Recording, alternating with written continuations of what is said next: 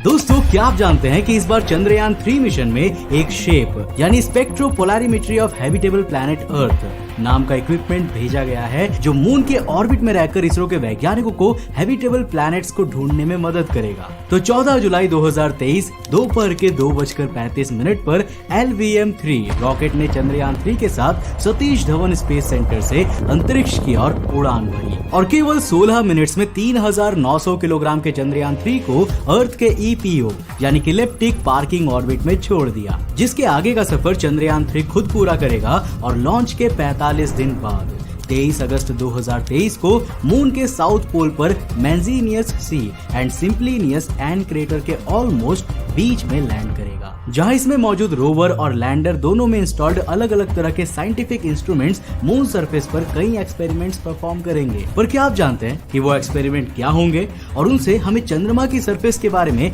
आखिर क्या जानने को मिलेगा? और एक सबसे इम्पोर्टेंट क्वेश्चन कि अर्थ से चंद्रमा तक की दूरी को तय करने में चंद्रयान 3 को करीब 45 दिन लग रहे हैं, उसी दूरी को नासा के मून मिशन केवल 3 से 4 दिन में ही पूरा कर लेता है। यहाँ तक कि करीब 65 साल पुरानी नासा की टेक्नोलॉजी पर बेस्ड अपोलो 11 स्पेसक्राफ्ट को भी 1960 में अर्थ से मून तक की डिस्टेंस कवर करने में केवल 4 दिन 6 घंटे और 45 मिनट का समय लगा था। कहने का मतलब सिर्फ इतना है कि जब नासा की स्पेसक्राफ्ट मून तक केवल कुछ ही दिनों में पहुंच जाता है, तो इसरो की चंद्रयान 3 को चंद्रमा तक पहुंचने में नासा से 10 गुने से भी ज्यादा यानी 45 दिनों का समय आखिर क्यों लग रहा है? और चलिए जानते हैं इन्हीं सवालों के जवाब के बारे में।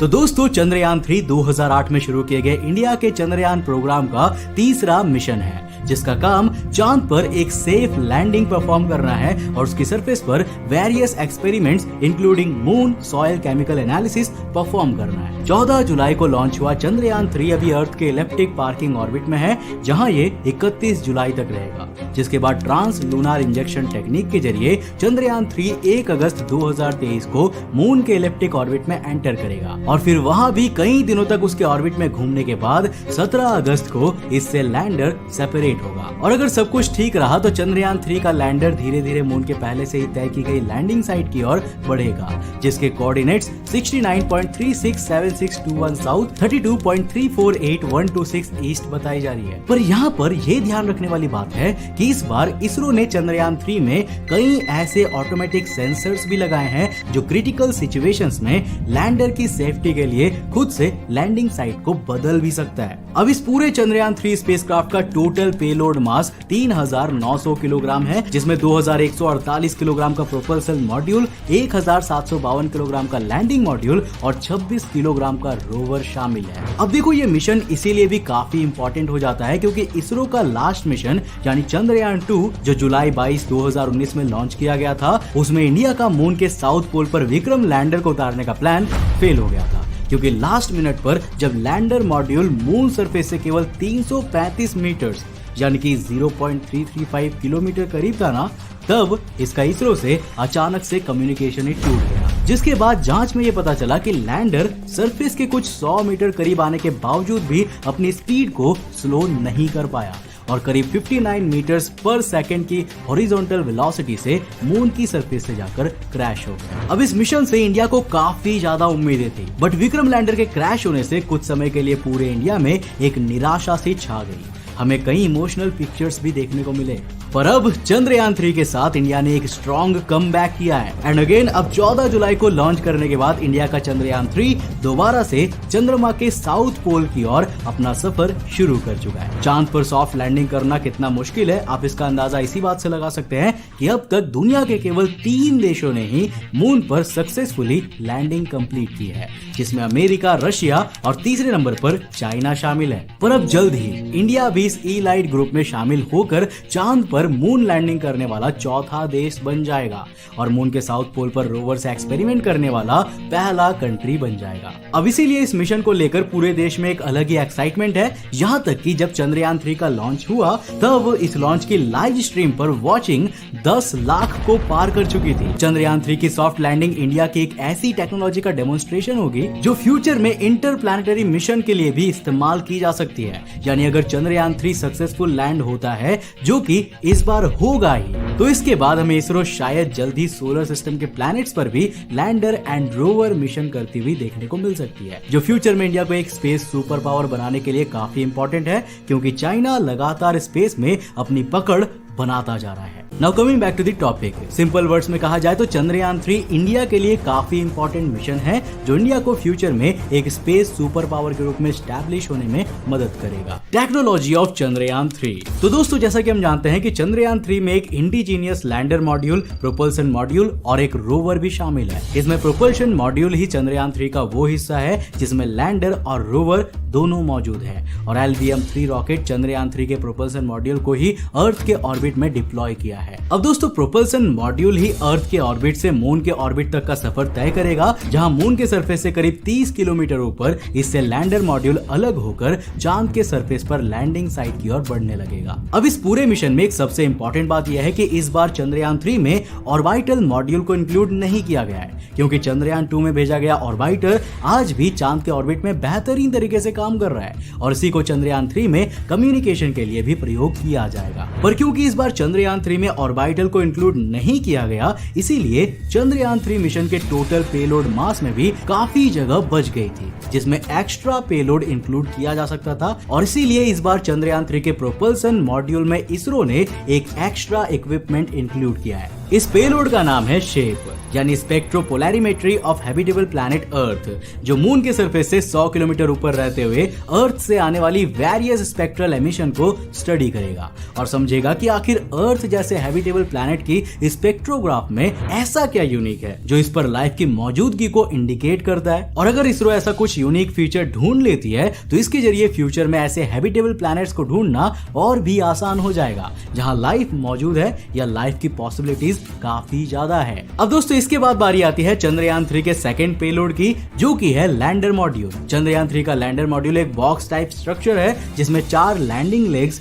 और 4 थ्रस्टर्स लगे हुए हैं, जिनमें हर एक 800 न्यूटन का थ्रस्ट फोर्स पैदा कर सकता है। चंद्रयान 3 का ये पार्ट सबसे इंपॉर्टेंट है, क्योंकि इसी मॉड्यूल के अंदर रोवर भी मौजूद है, जो इसके चांद की सरफेस पर एक सॉफ्ट लैंडिंग करने के बाद ही इसके अंदर से बाहर निकलेगा। And this rover is pride of India, क्योंकि इसी के जरिए इंडिया पहली बार चांद की सरफेस पर अपने कदम रखने वाला है। बट इसके अलावा लैंडर मॉड्यूल में मून सरफेस पर उतरकर एक्सपेरिमेंट परफॉर्म करने के लिए 3 इंस्ट्रूमेंट्स भी लगे हुए हैं, जिनमें से पहला इंस्ट्रूमेंट है चंद्रास सरफेस थर्मोफिजिकल एक्सपेरिमेंट, यानी कि CHA-STE, जो मून की सरफेस पर होने वाली थर्मल एक्टिविटी जैसे थर्मल कंडक्टिविटी एंड टेम्परेचर को मेजर करेगा। दूसरा इंस्ट्रूमेंट है इंस्ट्रूमेंट फॉर ल्यूनार सिस्मिक एक्टिविटी, यानी ILSA, जिसका काम मून पर लैंडिंग साइट के आसपास होने वाली सिस्मिक एक्टिविटी यानी भूकंप के झटकों को मेजर करना है। और लैंडर मॉड्यूल पर मौजूद तीसरा इंस्ट्रूमेंट है लैंगमोइर प्रोब, यानी LP, जो मून सरफेस की प्लाज्मा डेंसिटी वेरिएशन को मेजर करेगा। अब चलिए दोस्तों, चंद्रयान 3 के रोवर के बारे में भी जान लेते हैं।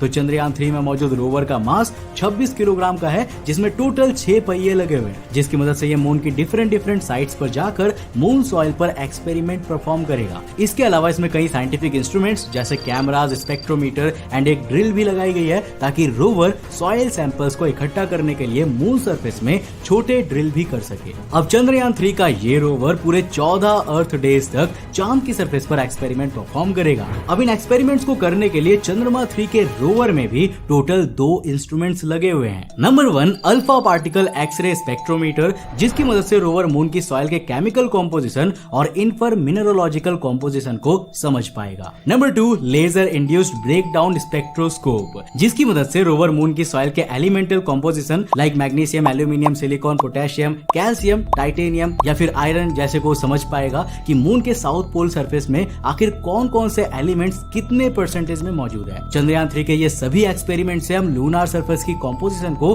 काफी बेहतर तरीके से समझ पाएंगे। इसके अलावा मून के साउथ पोल का एक बड़ा हिस्सा हमेशा सनलाइट से दूर रहता है, इसलिए वैज्ञानिकों को यकीन है कि हमें यहाँ सरफेस कॉम्पोजिशन में वाटर आइस क्रिस्टल भी देखने को मिल सकते हैं, जो फ्यूचर में नासा के आर्टेमिस प्रोग्राम के लिए काफी इंपॉर्टेंट साबित होगा, क्योंकि नासा मून के साउथ पोल पर ही अपने एस्ट्रोनॉट्स को कॉलोनीज बसाने के लिए भेजने वाली है। अब इसके अलावा चंद्रमा का ये हिस्सा इसरो को सोलर सिस्टम के हिस्ट्री और इवोल्यूशन को समझने में भी काफी मदद कर सकता है, क्योंकि यहाँ पर कई ऐसे बड़े क्रेटर्स मौजूद है जो कई बिलियन साल पहले मून से टकराए एस्ट्रॉयड के इम्पैक्ट से बने हैं। दोस्तों इसरो के अकॉर्डिंग इस पूरे चंद्रयान 3 के 3 मेन ऑब्जेक्टिव्स हैं। फर्स्ट वन, मून पर सेफ एंड सॉफ्ट लैंडिंग को डेमोन्स्ट्रेट करना। सेकंड वन, रोवर को इसकी सरफेस पर चलाना। And third one, scientific experiments को परफॉर्म करना। Now we come to the third question कि क्यों इसरो ने मून पर जाने के लिए एक लंबा रास्ता चुना। तो देखो यार, चंद्रयान 3 को 14 जुलाई को जिस लॉन्च व्हीकल मार्क 3 यानी कि LVM-3 रॉकेट से लॉन्च किया गया था,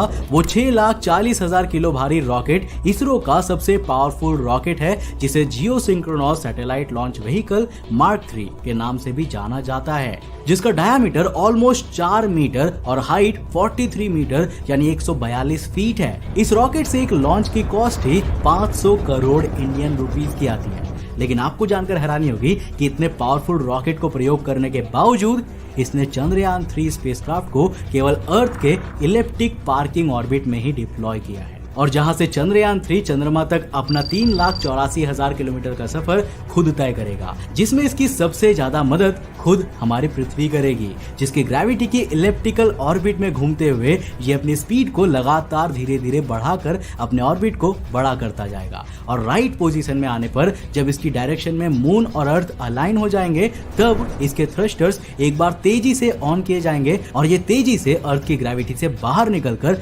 मून की ग्रेविटी में चला जाएगा। बट अर्थ के ऑर्बिट से मून के ऑर्बिट तक पहुंचने का ये सफर ही सबसे ज्यादा इंटरेस्टिंग है, क्योंकि यहीं पर इसरो स्पेस प्रोग्राम में अपने बिलियंस ऑफ डॉलर्स बचा लेती है, जिससे स्पेसक्राफ्ट के मून तक पहुंचने की ड्यूरेशन तो बढ़ जाती है, लेकिन मिशन काफी ज्यादा कॉस्ट इफेक्टिव हो जाता है। नहीं समझे? अच्छा, लेट मी एक्सप्लेन। तो जैसा कि हमें पता है कि अर्थ और मून के बीच की डिस्टेंस 3,84,000 किलोमीटर है लगभग, लेकिन चंद्रयान 3 इससे कई गुना ज्यादा डिस्टेंस को कवर करता है, क्योंकि चंद्रयान 3 अर्थ से मून तक एक स्ट्रेट लाइन में नहीं जाने वाला, क्योंकि इस तरह से जाने में हमें काफी ज्यादा फ्यूल की जरूरत होगी, यानी ओवरऑल मिशन की कॉस्ट काफी ज्यादा बढ़ जाएगी। इसके बजाय ये इस दूरी को तय करने के लिए एक टेक्निक का यूज करता है, जिसे रॉकेट साइंस में होमेन ट्रांसफर ऑर्बिट कहते हैं, जो काफी कॉस्ट इफेक्टिव तरीका है, क्योंकि इसमें स्पेसक्राफ्ट की स्पीड को इंक्रीज करने और ज्यादा डिस्टेंस को कवर करने के लिए रास्ते में आने वाली बड़ी सेलेस्टियल बॉडीज की ग्रेविटेशनल इन्फ्लुएंस का प्रयोग किया जाता है, जिसमें किसी प्लैनेट या फिर मून के ग्रेविटेशनल इन्फ्लुएंस में रहकर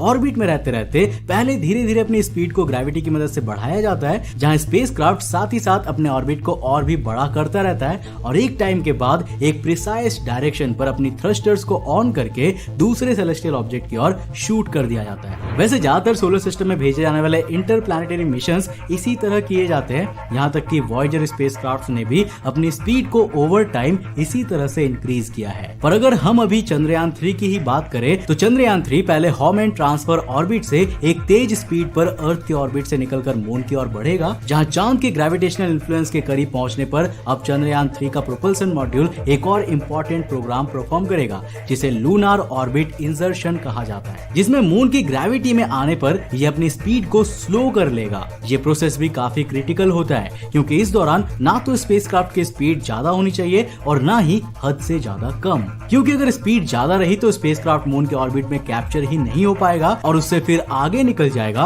और अगर स्पीड कम हुई तो ये मून की ग्रेविटी के कारण उसकी सरफेस की ओर खींचा चला जाएगा और पूरा स्पेसक्राफ्ट क्रैश होकर डिस्ट्रॉय हो जाएगा। इसीलिए इस प्रोसेस में काफी प्रिसाइज ऑर्बिटल कैलकुलेशन की जाती है, और अगर ये सब कुछ ठीक रहा तो चंद्रयान 3 प्रोपल्सन मॉड्यूल मून की ग्रेविटी में सक्सेसफुली एंटर करने के बाद ये मून के ऊपर ऑर्बिट करेगा, और कई दिनों तक ऑर्बिट करने के बाद ये धीरे धीरे सरफेस के करीब आएगा, जिसके बाद करीब 30 किलोमीटर के पास आने पर इससे लैंडर मॉड्यूल अलग होगा और फिर वो मून की ओर अपनी लैंडिंग जर्नी को शुरू करेगा, और जिससे आगे के प्रोसेस के बारे में हम ऑलरेडी डिटेल में बात कर चुके हैं। वैसे कई रिपोर्ट्स की माने तो पूरे चंद्रयान 3 का टोटल बजट अराउंड 615 करोड़ रुपए है। वैसे आपको ये काफी ज्यादा लग रहा होगा, बट क्या सच में ये इतना ज्यादा है? तो सही मायने में ये नंबर स्पेस मिशंस के लिए कुछ भी नहीं है, क्योंकि चांद पर नासा द्वारा किए गए कुछ सबसे पहले मिशंस यानी कि अपोलो 11 में भी उस समय करीब 25 बिलियन US डॉलर का खर्चा आया था, जिसमें अगर आज के इन्फ्लेशन को एडजस्ट किया जाए तो ये नंबर